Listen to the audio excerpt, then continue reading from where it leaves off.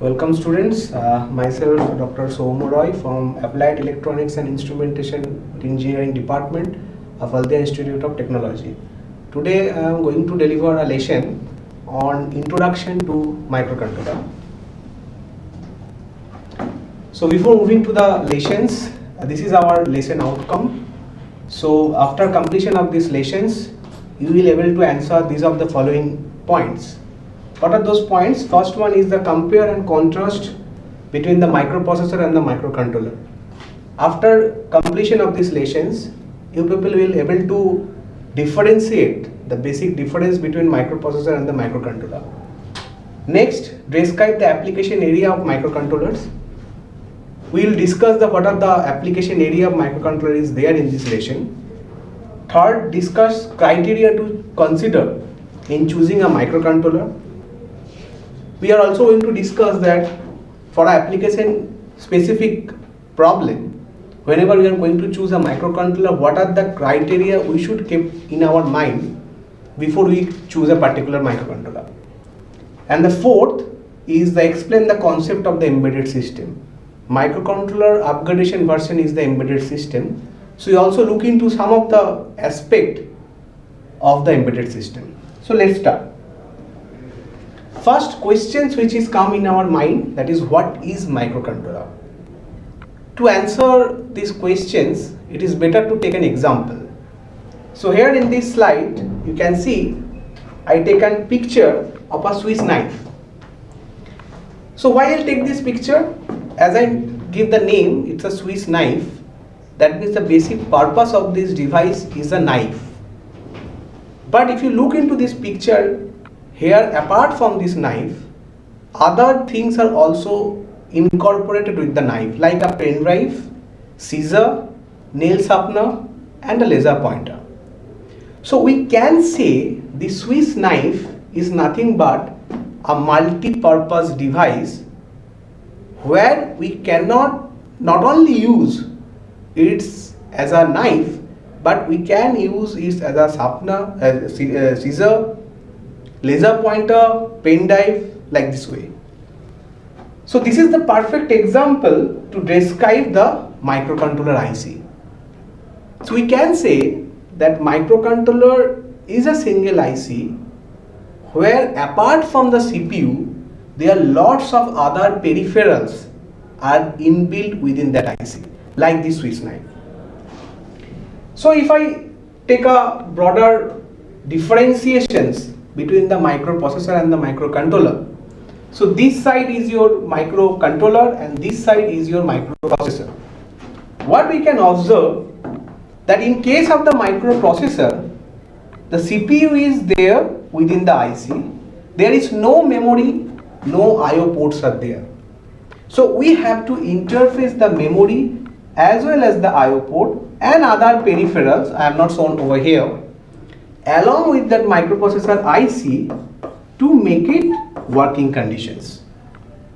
Whereas if you consider the microcontroller, here within that IC of the microcontroller, it is also known as the MUC and MUP for the microprocessor.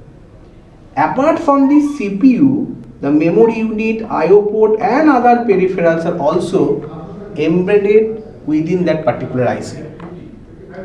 So in a single line definition or statement, we can say that this microcontroller is a microprocessor along with some other peripheral inbuilt within that particular IC. Correct? So this is the broad descriptions about the microprocessor and the microcontroller.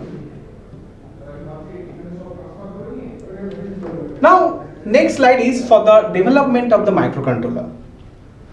Now the evaluation can be rightly termed as silent as the impact of the applications of a microcontroller is not well known to a common user. Why I shown this development chart? Because the microcontroller was developed since in a 1970s. But if I consider the application perspective of the microcontroller, it was not so much famous like the microprocessor. If you can think that the first one, that is the Intel 4004, which is invented in the year of 1971. This is the first microprocessor which is invented.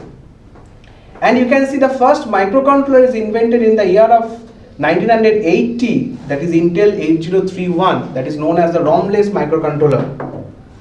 So from these 1970s, the microcontrollers are invented, but the application perspective, it was not so much famous like the microprocessor. We are well known about the microprocessor. In our computer systems, we are using the microprocessor. Nowadays, i5, i7 microprocessor we have used. But if I think about the application perspective of the microcontroller, in that age, it was not so much famous. But it is invented in the year of 1980. After that, Intel 8051 is invented, then PEEK, then Atmel 8089C51, then AVR is coming to the picture. Nowadays, the ARM microcontroller we are going to use. So the development is as parallel as the microprocessor, but application perspective, the application area, the microprocessor is quite silent in that days. So moving to the next slide, what are the application areas?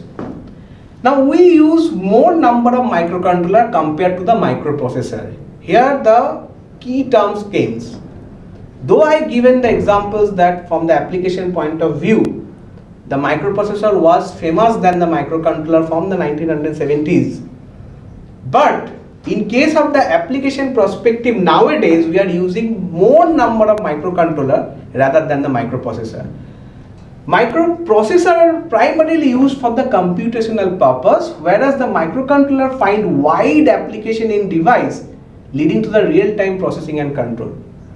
The microprocessor are used primarily for the computational purpose. That's why in case of our PC, in case of our mobile phones, we are using the microprocessor. But in a day-to-day applications, we don't know, we are using those applications where we are actually using the microcontrollers. Let's see some of those applications. So there, the application number is very wide, so I take some of the application over here.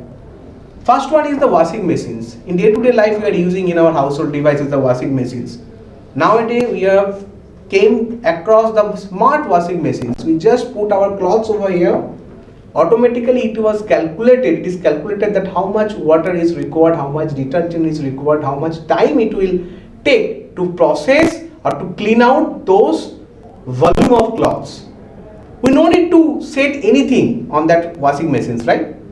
So this is the application of the microcontroller. Behind that, one microcontroller is there. Probably we don't know, but we are using. Next, air conditioner. We are using air conditioner in our day-to-day life. But nowadays the air conditioners are also smart. There is a features that is automatic climate control. Automatically, depending on your room climate parameter, not only from the temperature, it will control your room temperature. It will take other parameter also like a humidity and other things. So who will do this job for us? We are using. Actually the microcontroller done this job in a back end. Similarly, from the automobiles, nowadays the automobiles, there are a lot of features have been added, right? Like a reverse parking sensor, like auto sensing wipers, like automatic headlamps. Every day we are using those features, but we are not thinking about that how this will working. Actually behind that, the microcontroller is there. Process control industries. If I am going to give a lecture on this process control industries, I will take a series of lectures that how microcontroller play a key role in the process control industries. In process control industries, actually 4 parameters is very vital points. What are those parameters? Temperature, pressure, level and flow. So for measuring those parameters, for controlling some aspect of those parameters, microcontroller play the key roles. Next, cell phones.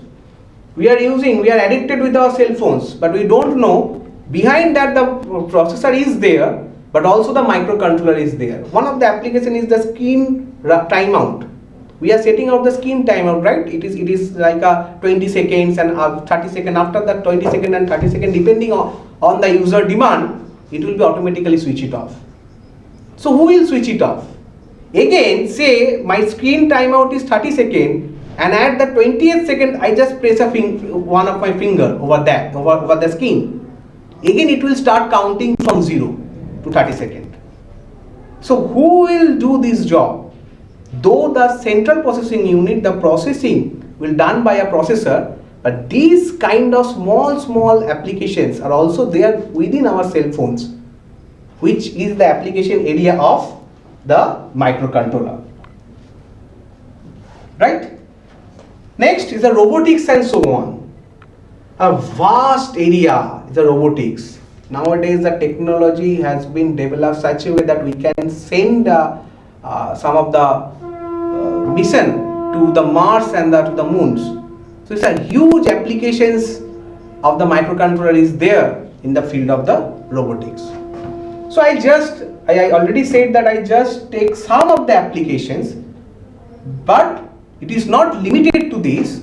The application area of the microcontroller is huge. Next, what are the criteria for choosing a microcontroller? Microcontroller is basically application specific device. Why I said the microcontroller is application specific device? Let's say I am using a microcontroller in a smart washing machine. I can't use that same microcontroller in our smart air conditioner, right? So there is a application specific. But if you think about our personal computer, a single microprocessor can handle multiple tasking. There's another differentiation between the microprocessor and the microcontroller. For the general computational applications, we are using the microprocessor, but for the application specific domain, we are going to use the microcontroller. So depending on in which applications area we are choosing, there are different criteria we have to consider before we take a verdict that this microcontroller we are going to use for these applications. What are those? The first one is the speed. I think that this is the most vital one. What does it mean? There are a lot of microcontroller is there. If I take some of the example, first one is Atmel 8051, say PEAK is there, say AVR is there, right? So now say in all those microcontroller, the input clock frequency is 12 megahertz. So whenever we are going to discuss each of them, it will be much more clear that in case of this 8051 microcontroller, this clock frequency is divided by 12. So actually we are getting 1 megahertz. Okay? In case of the PEAK, it is divided by 2. So actually we are getting 6 megahertz. But the interesting thing is, in case of the AVR, the input clock frequency is divided by 1. So it is actually we are getting the 12 megahertz. So we know that the frequency is nothing but 1 by time period, or rather T is equals to 1 by F. So if the F is more, T is lower. So depending on the varieties of the microcontroller, same input clock frequency, the speed will be different. So depending on the application, how much speed we require, computational speed we require, we have to choose our microcontroller. Next one is the packaging. What does it mean, the packaging? If you think that we are considering a microcontroller that is 8051, that's a quite primitive one. Two types of the packaging are came. One is the 40 pin IC and another one is the 20 pin IC. So depending on the application, depending on the size we can provide for a particular application, we have to pick which one should I select. The varieties is same. We are using the 8051 microcontroller. We are not changing these varieties. but there are the two types of the packagings are there. One is a 40 pin IC, another one is a 20 pin IC. So depending on the space is concerned, we have to select the correct packaging. Third one is the power consumptions. Take an example that AVR microcontroller. There are two versions are there. One is at mega 16, another one is at mega 16L.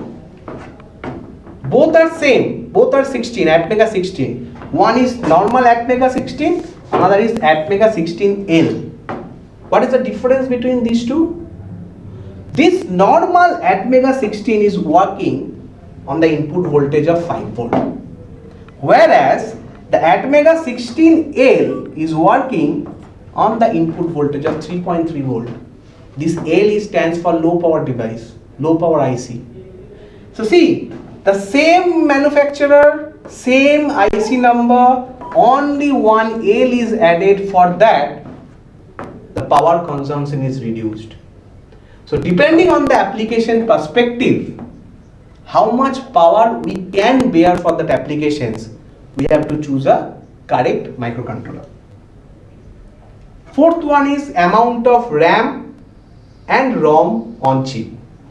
As I already said in the very first slide, that it is a multi-purpose thing, right? The Swiss knife, multiple things are embedded within that microcontroller IC. The memory, I/O ports already embedded in that particular IC.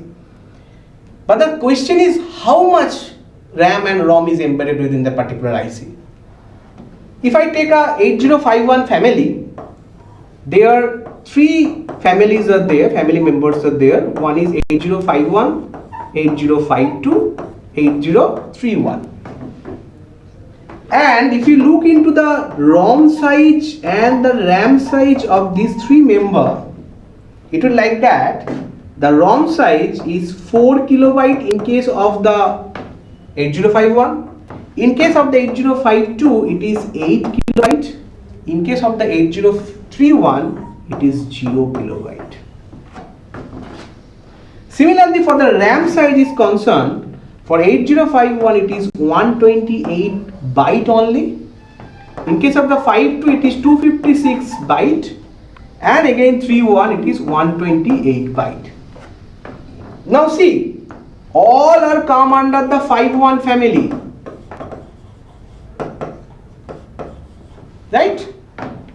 But individual IC having individual on-chip RAM and ROM size. So depending on the application, how much ROM and how much RAM we require, we have to pick the correct one. As I already discussed this thing, I want to point out one interesting point over here. Look into this part. For the 8031, how much the ROM size it have? 0 KB. 0 KB means no ROM is there in that microcontroller.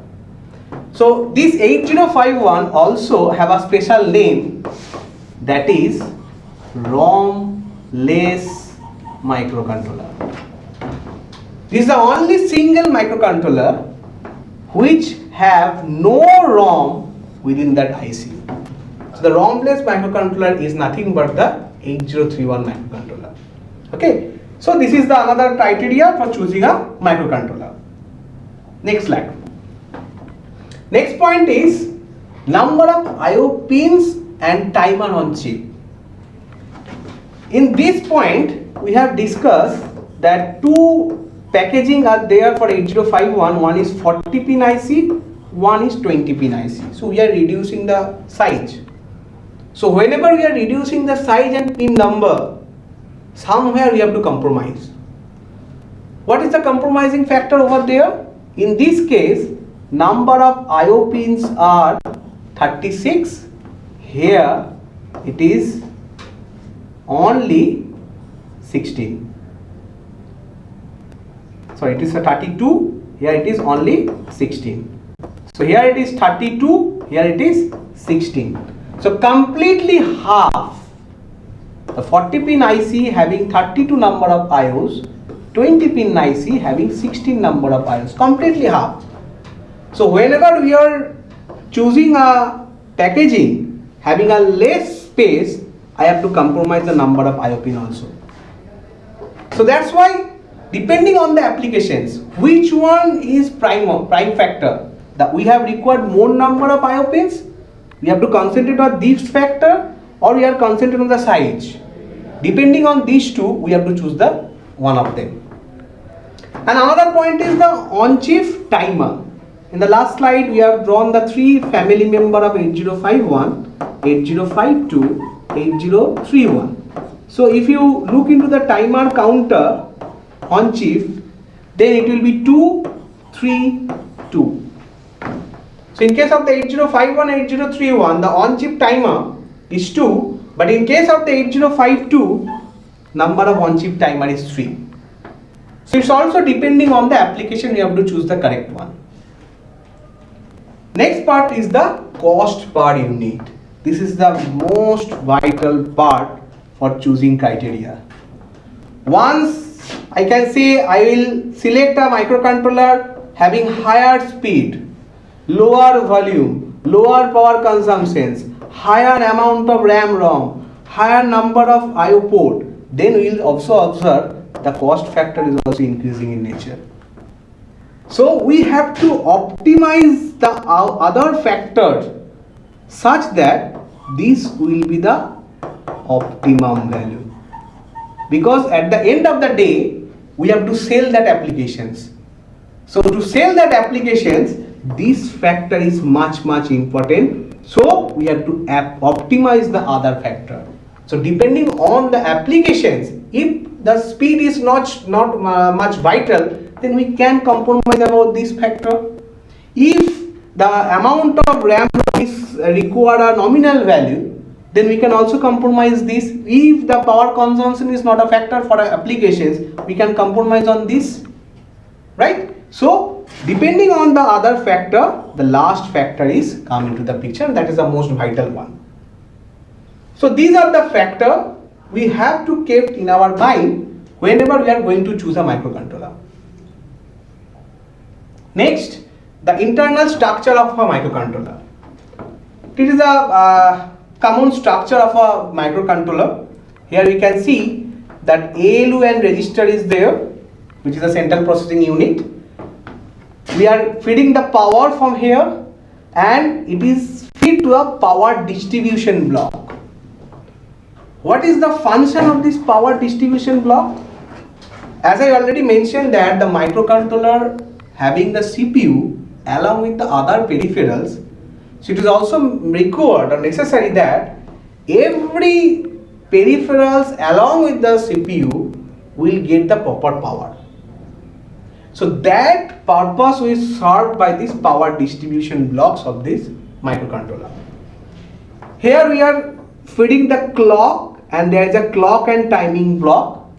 It is also responsible that there are all the devices, all the peripherals along with the CPU will get a stabilized clock source, right? This is a reset pin, and this is a reset and control box is there. This is the control ROM is there, internal RAM is there, peripherals are there, though it is a very less, but it will be depends on the varieties of microcontroller. If I change one microcontroller to the another microcontroller, this peripheral number of peripherals is going to be changed. Here is the internal, external interrupt and interrupt circuit, right? Also, depending on if say we are choosing a particular microcontroller, and during the application development phase, we come across that on-chip ROM and RAM is insufficient to develop that applications. So what I did, we should throw out that microcontroller and come with a new one, newer versions? No. There is a possibilities are there that we can also interface the external memory with all the microcontroller.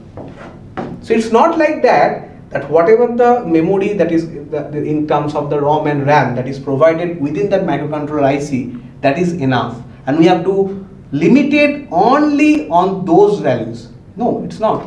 So if required, we can also externally interface the external memory. So this is the basic structure, internal structure of a microcontroller. Now what is the architecture of an embedded system? So if we look into the architecture of the embedded system, it is quite similar of the architecture of a microcontroller. We have a CPU, that's a central processing unit. We need a two memory unit, one is ROM and another one is RAM. Basically the ROM memory is used to store the program and RAM memory is used to store the data. There is the input devices. Through these input devices, we will take data from the real world. Here is the output devices. Through this output device, we will produce output to the real world. There is a communication interference. Through this, we will try to communicate with the other devices. And the most important one is the application specific circuit. So this box is going to be changed for different applications. Rest of the part is quite similar. We need a CPU, we need an input device, output device, RAM, ROM, communication interface, right? But depending on the applications, this application specific circuitry is going to be changed in case of the embedded system. So that's why I told that the embedded system is the higher version of the microcontroller. So this is the basic architecture of a embedded system. Before moving to in a particular microcontroller architecture, first we have to know the basic architecture which is present in the systems. In case of the basic architecture, there are two types of architecture are present. One is known as the Princeton architecture. This is also known as the von Neumann architecture. And another one is the Harvard architecture. So this architecture was developed by two scientists, Von and Neumann, and it is developed in the Princeton University, and that's why it is named as Princeton architecture or the von Neumann architecture. What they claimed or what they say is, this is also known as the single memory interference. What happened? So this is the CPU, central processing unit, this part. We have two memory. One is the program memory, one is the data memory. Now to successfully execute a single instruction, to successfully run a single instruction, there is a two cycle is required. What are those cycles? One is known as the fetch, which stands for F, and another one is execution. Two cycle is required, fetching that instruction, then execute that instruction. Now I already said that there is a two type of the memory. One is the program memory and this one is the data memory. Now for the first cycle, the fetching the instruction, we need to use this ROM or the program memory. And for execution of that particular instruction, we need to use this data memory. Now in case of this Princeton architecture, what is claimed that there is only a one bus structure, that is data bus, address bus and control bus. And that single bus connection, both the memories are connected. So now if the single bus structure connect both the memory, now think at a time only one memory can be connected with the CPU. So to execute a particular single instruction, we require two cycles. First cycle, read instruction, so then this ROM is connected to the CPU, and second cycle, read data out from the RAM and input it to the accumulator, that means the execution. So this is the fetching cycle, this is the execution cycle. So to run a particular instruction, we require two cycles in case of the Princeton architecture. What are the other type of architectures are there? Next architecture which is very much famous, which is known as separated memory interface, which is known as the Harvard architecture. This architecture is developed in the University of Harvard, and as they are named as Harvard architecture. What this says? This says that we have a CPU, this middle one, the dash one, and we have a program memory, we have a data memory. Fine. What they changed? They said that they are using two separated bus. This is the one bus combinations and this is the another bus combinations separated for the ROM, program ROM and the data RAM. Now if we are separating the bus connection for both the RAM, what will happen? That means at a single time I can fetch or CPU can fetch program ROM through this bus 1 as well as data RAM through bus 2. What will happen if simultaneously the CPU can fetch both the RAM? Think a cycle, it's an intermediate cycle, a cycle say 1 and better it is say cycle n. What will happen? Complete the previous instruction n minus 1. So there is a number of instructions are there and we are standing over here, that is instruction n number 1, n minus 1. So already say the instruction n number 1 is already fetched. Now it is time to execute, right? So for that execution in the cycle n, the execution of this n number 1 instruction is done. So during that execution is done, we are fetching the RAM, right? Already we have mentioned in case of the last architecture. Parallelly, as we have a separated bus connection with the ROM, we can read the next instruction. So we can start fetching the next instruction, which is instruction number n via these bus 1 connections. So we can use this ROM memory also. So here as the two bus connections are there, bus number 1 and bus number 2. So whenever we are doing the fetching of the next instructions, parallelly we can execute the previous instruction. Correct? Similarly, say that in the next cycle, say cycle n minus 1, we are execute the nth instruction which we already fetched in the cycle n using this RAM memory interfacing. And parallelly we are read the next instruction, that is instruction n minus 1. So now see, in case of the Princeton architecture, to execute a particular instruction, how many cycles are required? 2. But here, whenever a cycle is ongoing, we are not only read or not only fetch the next instructions, we are also execute the current instruction. Okay, so there is a parallel processing there. So if we can do this kind of parallel processing, we can speed up the process. We can achieve a lesser computational time using this Harvard architecture. I must say that all the microcontrollers are basically followed this architecture, the Harvard architecture.